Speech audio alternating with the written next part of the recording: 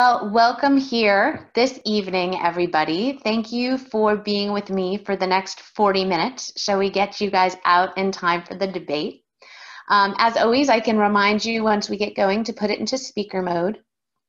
I trust now that, so many 6-7 months into COVID and Zoom life, we all know how to mute and unmute ourselves. So please stay on mute unless you're talking.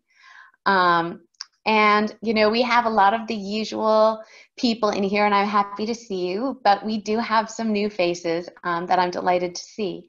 So if you've never been with me before for one of these Zoom sessions, I usually start by asking one or two people to unmute themselves and just share what they're drinking, if anything.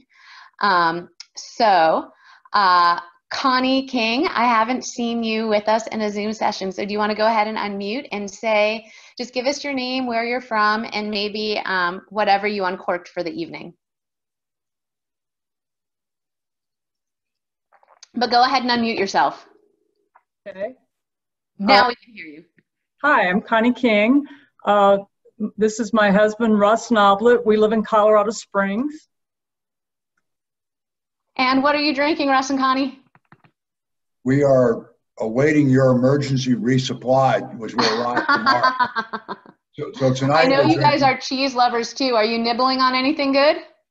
Yeah, well, we've got a Wente Brothers Arroyo Seco Chard in front of us. Pretty good. You can't complain about that. Excellent. All right, and Andrew Ball, you don't have a video on. Are you connected? I see he's connecting. He's in the process. All right, how about Patricia Tweeten over in the corner? Hello, welcome here. Hey, in my view, I'm in the middle, so there you go.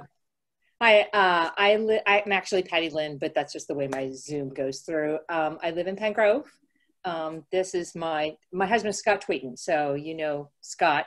Absolutely. And I am drinking a Dry Creek Sauv Blanc because it's Wednesday, and Scott's on call, so I'm the only one drinking, and so we have this Safeway wine going tonight. Forgive me. Oh, there's no forgiving when you uncork something before the VP debate. It's all good. I think I unscrewed this one. You unscrew it, you open it, it's all good. Andrew Ball, you look like you're connected. Do you want to unmute for a second? Tell us where you're from and maybe what you're drinking.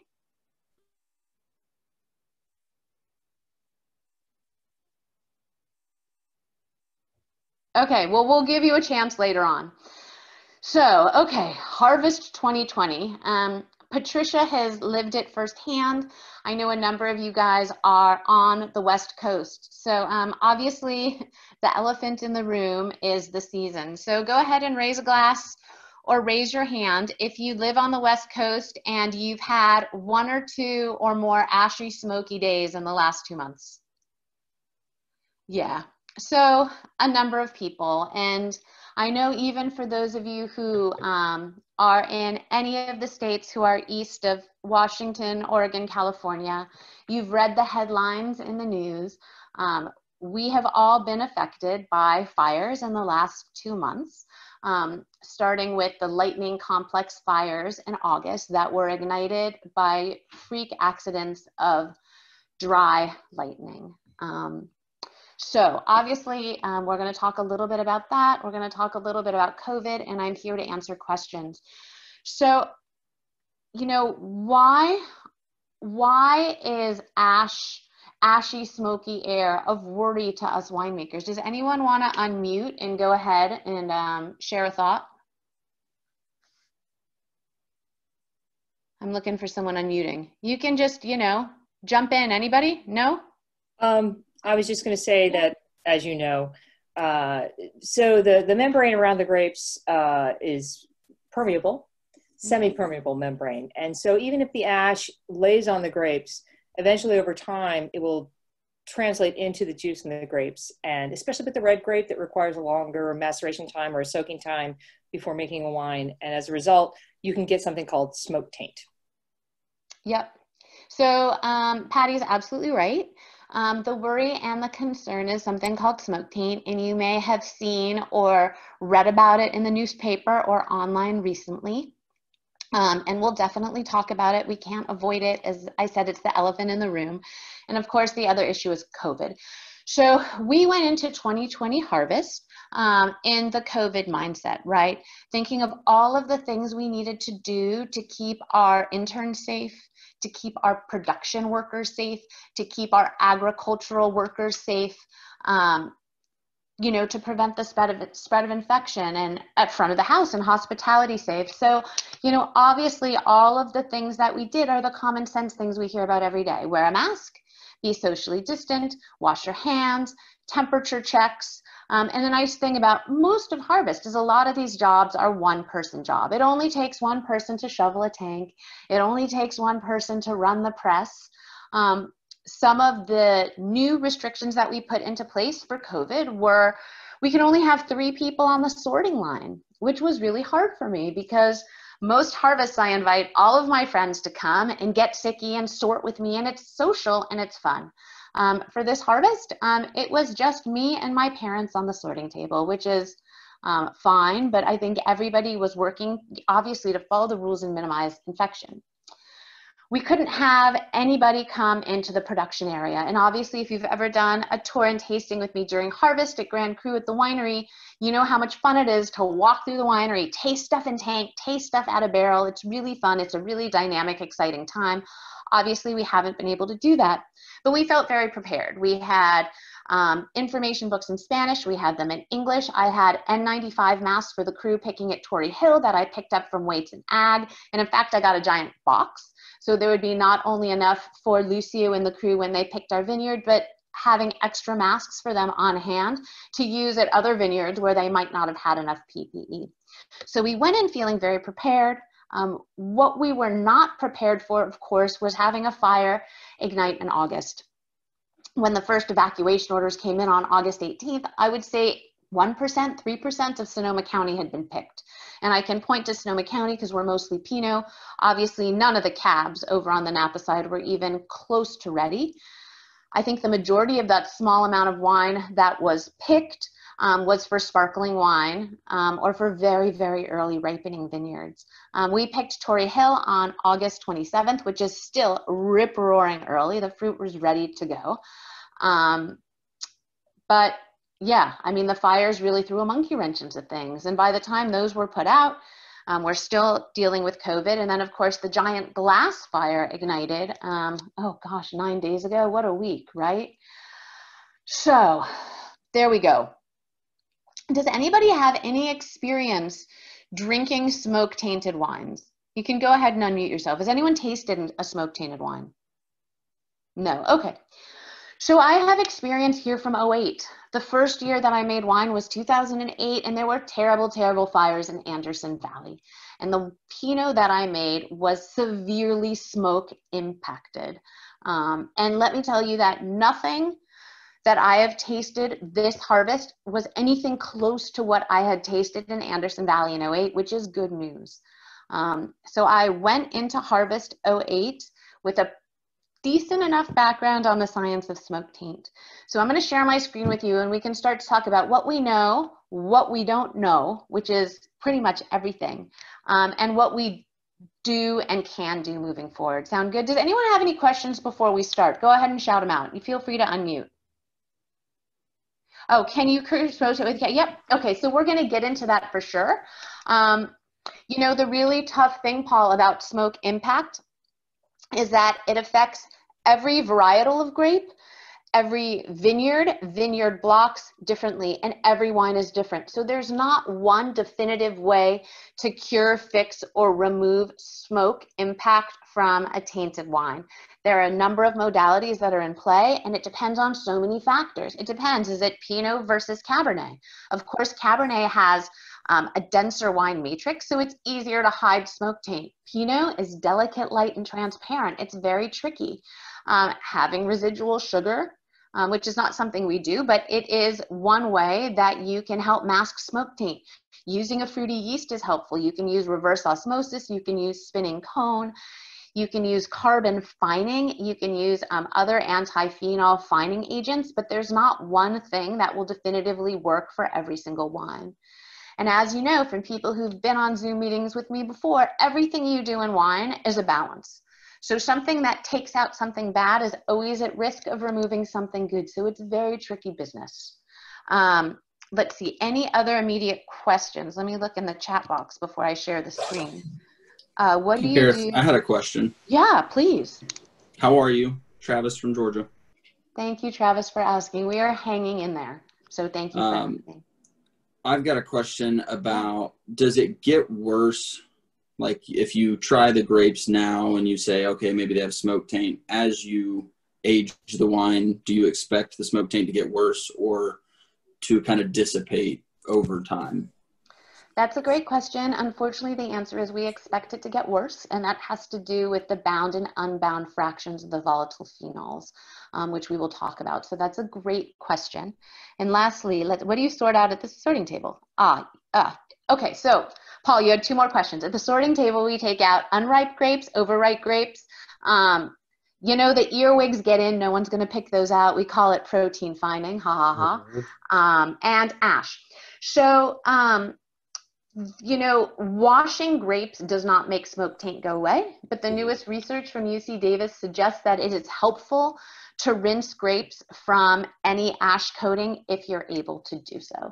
And that's a new recommendation that came out this year. What about blowing your grapes? Yep, you could blow it off too. Apparently that's what Jordan did at Grand Cru at our winery. The owner, Robert, who's also an engineer, rigged up these sort of spigots so that when the grapes come down the sorting table, they get a little shower as we sort them for anything that really had a lot of ash on them. All right, you guys, you ready? I'm going to share my screen. Gareth, one more question. Yeah, you bet. Okay, hold on. Let me make this share thing go away. Okay, yes. This is a little bit related to that. Yeah. In Florida, in the orchards, they put these big wheels of windmills up to keep to keep air moving. Would something like that done during these ash events perhaps keep the ash moving and not let it settle on the grapes for any period of time? Is anybody doing anything like that? Maybe even for freeze protection, I don't know. We already use windmills for frost protection. At our house, we happen to have sprinklers for frost protection because we're small, but the big vineyard across the street from us has really big windmills and wind tunnels, so that's done. So the problem is the windmills and the wind tunnels are up very, very high, circulating the air up higher. I don't know how it would impact ash that's already settled lower. You'd probably have to turn on those windmills very early in the process. But that's a very good question, and it would sort of be one of those things, can't hurt, might help, right? That's like an easy, low impact thing for people to think about in the future, for sure. All right, you guys, here we go. So, all right, so, you know, as I said to you, we went into harvest with a lot of thoughts about how we were going to protect everybody from COVID. Best laid plans, of course, we ended up dealing with 2 major fire incidents. And perfect. So the take home message tonight really is we just don't know. There's a lot we know about the chemistry of smoke taint. There's a lot of things we don't know about the chemistry of smoke taint. But you know, Sonoma County is made up of peaks and valleys and microclimates, and there's a lot of things that we just don't know yet about the outcome of Harvest 2020, how severely different vineyards are impacted. But I can promise you that the reputations of Napa and Sonoma are on the line. So any wine that we do make, and I mean we as a community, and of course we as Brouillion Wines, is going to be delicious. We are not going to put anything on the market that we can't be proud of. And I stand behind that because in 2008, we just didn't bottle any of the Anderson Valley Pinot. So what we know. So we know that the smoke in the air impacts the grapes. We know this from wildfires in Australia in 2003. That was really the seminal research. And we know that there's certain factors that can be predictive. We know that obviously, and it makes sense, proximity to the fire increases the risk of smoke impact. Duration, sitting in the smoke, increases smoke impact risk. Fresh smoke, so you know, smoke that's 24 hours old is going to be more impactful. You may have seen pictures on the internet of those blood red skies that we had in Sonoma and around San Francisco. Those were actually probably a bulk of the smoke that had come down from Oregon, got pushed out to the Pacific and recycled back to us. So as dramatic as those photos were, that kind of smoke is less impactful on grapes than you may think based on that dramatic footage. So what else do we know? We know that, you know, vineyards, varietals, they all handle grapes very, very differently. So, you know, even after the 17 fires, research was showing us that, for example, over in Napa, Petit Verdot, which is one of the blending grapes in a Bordeaux varietal, seems to be more severely smoke impacted than Cabernet Sauvignon. The numbers were just higher. Chardonnay seems to be less impacted than something like Sauvignon Blanc. We know that within the same vineyard, different blocks are going to have measured to have different levels of smoke impact compounds. So the answer is always going to be, it depends. So with that, right. Oh, and you know, some people don't taste smoke taint. 25% of people aren't at all sensitive to that sensation. And most importantly, there's no carryover from one vintage to the next. So, you know, obviously we cut off all the canes in the winter, but there's no carryover of those smoke compounds into the next vintage because, as Patty rightly told us, it's absorbed from the skins of the grapes. And we will talk a little bit about how that happens as well. So what we don't know, we know so much more than we did in 2008 when I was rudely awakened to just this whole concept of smoke taint, but there's still a lot of things that we don't know. And among those things, as Paul pointed out, we don't have a specific definitive fix for fixing all wine with smoke taint. We have a suite of modalities that can be applied to different wines. And wines that are severely smoke impacted do not respond as well to these kind of treatments. Wines that are mildly impacted do. We don't have any way to determine how many hours in smoke causes smoke taint. So there can be wine that had, you know, 1 or 2 hours of exposure and is severely impacted. There can be wines that had days of exposure, but further away, and those are impacted too. And again, like I said, different varietals, different vineyards, different blocks are all impacted differently. We don't even have a definitive model that relates the air quality index and smogginess to smoke taint, because the phenols that get absorbed by the grape, the smoke taint chemicals, they're invisible and they have a half-life of 24 hours. So, you know, 4, 5, 10, 35 days of poor air quality, as we've sort of had up here in parts of Northern California, doesn't even correlate with smoke impact risk per se. So there's a lot of things that we don't know in comparison to what we do. So as I said here, pretty much everything else. What we don't know, everything else. So, in the next slide.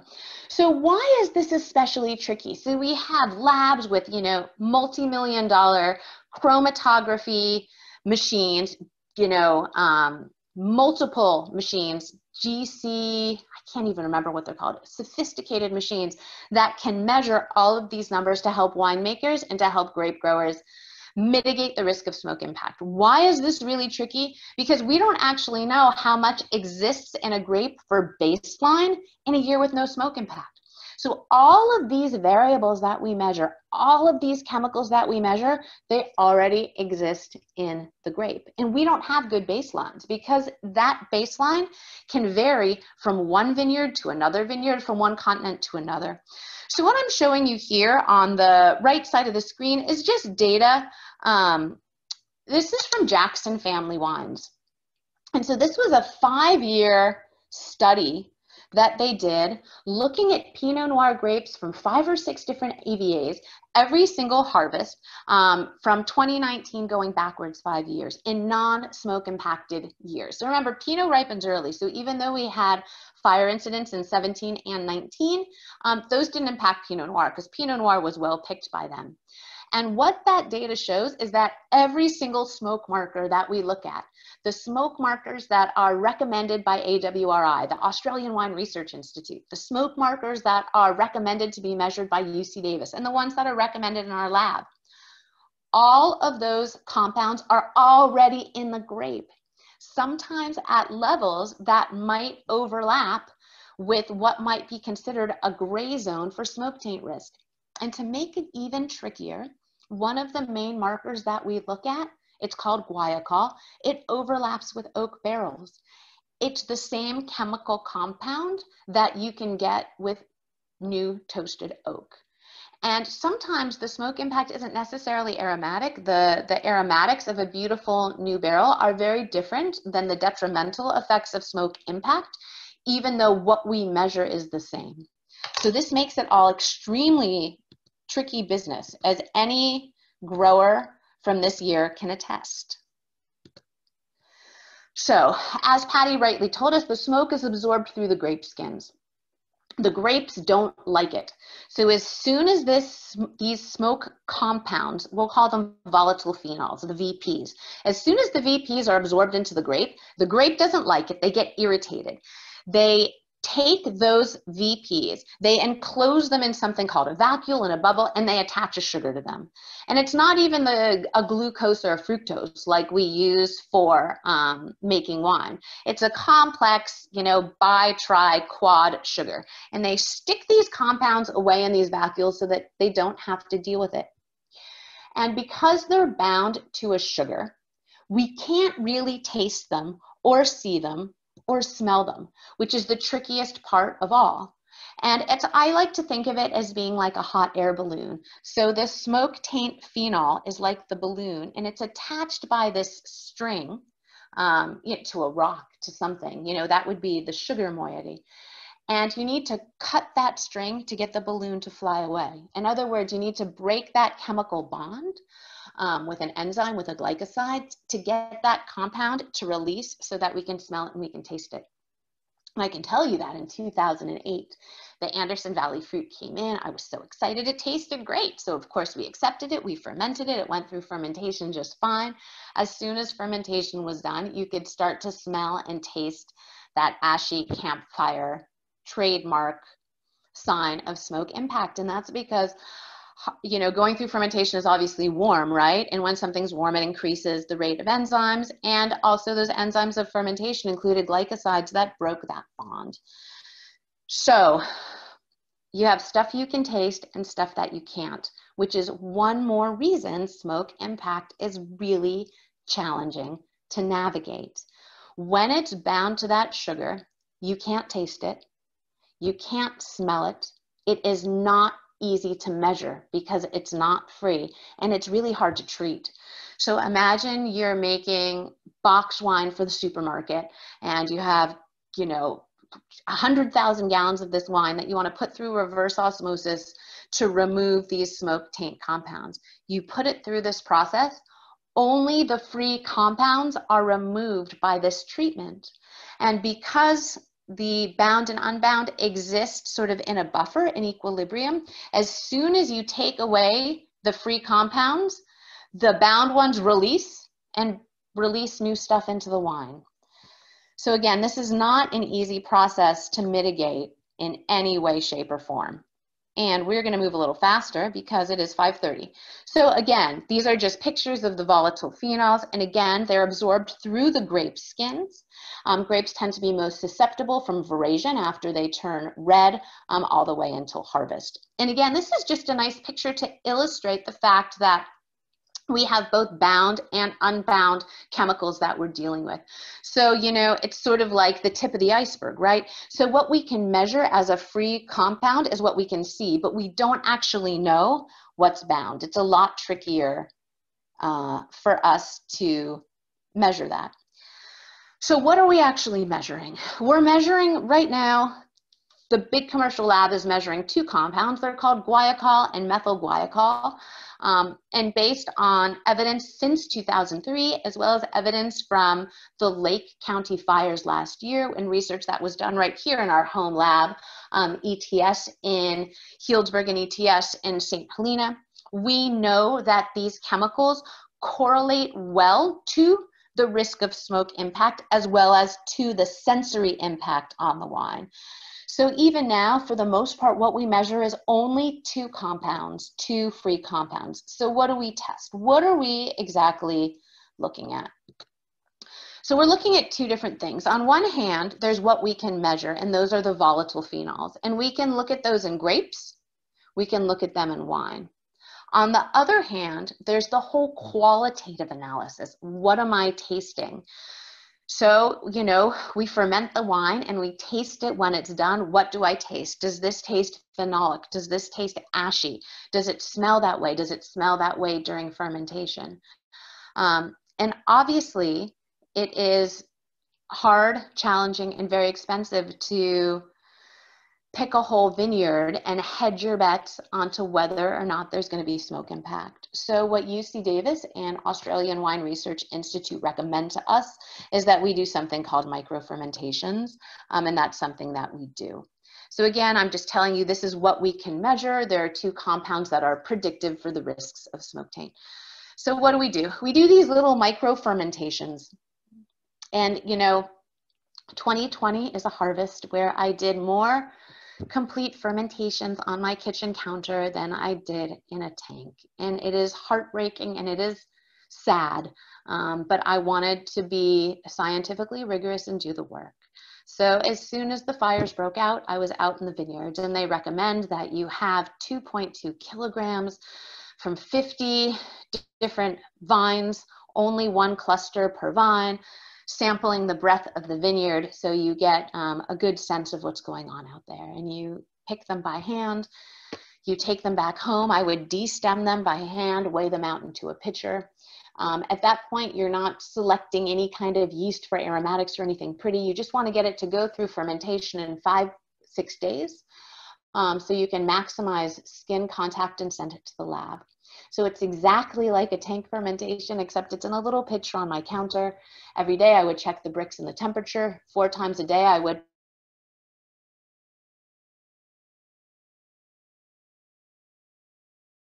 punch it down using a good old potato mash. Are absorbed through the skin, and they're located right below the skin. So you really want to macerate and break down those skins to release as much of those phenols as you can to sort of get an idea of the worst case scenario. And every day I would smell the pitchers and see if I could smell smoke. When fermentation was done, I would taste it, and I would share that wine with 5, 6, 10 other winemakers so we could collaborate and get other palates. And then of course I would send it off to the lab. And when I finished that on the 6th day, I went back to the vineyard and did it again just to be sure. And as you can imagine, with relationships with growers that I cherish so deeply, any decision to pick or not pick grapes is painful and personal. So there may be vineyards where I decided not to pick, but other people did decide to pick. And again, we don't know what the outcome is going to be. So I don't want to say anything really blanket statements about the 2020 harvest, but only share with you exactly what I did. So again, you can see here a picture of these are 5-liter plastic pitchers. And I went ahead and fermented them. And this is a list of the different descriptors that I've pulled out from all of the different journal articles that I've been reading over all the years. And some of my favorites were fecal plastic. That was in a Wine Business Daily article within the last week. I don't even know what that is, but it really sounds unappealing. You know, they range from disinfectant and sort of hospital medicinal, which we know can kind of correlate with the levels of something called Cresol, to Intensi clove, which is sometimes associated with one called eugenol. And of course, there's all the smoky characteristics. But to me, based on my 08 experience, what really separates smoke impact in a detrimental way from the barrel characteristics of toastiness, which is pleasant and lovely and sexy, is almost a sensation that you get more than a smell. And it's this very, very distinct retronasal char ashtray feeling in the back of your throat and in the back of your palate that won't go away. It is lingering, and with every sip, you taste it more and more. So We sent stuff to the lab for analysis, and we tasted stuff qualitatively. And what's really interesting is that with all of the lab numbers, and even with all of the tasting, in some ways our palate is especially or even more sensitive to smoke impact than some of those chromatography machines because of the enzymes in our saliva.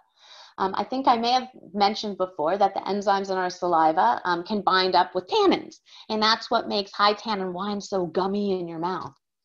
The other thing that research has shown that they can do is that they can break those bonds between the sugar and the volatile phenol. So even if your wine has bound fractions of smoke impact compounds that you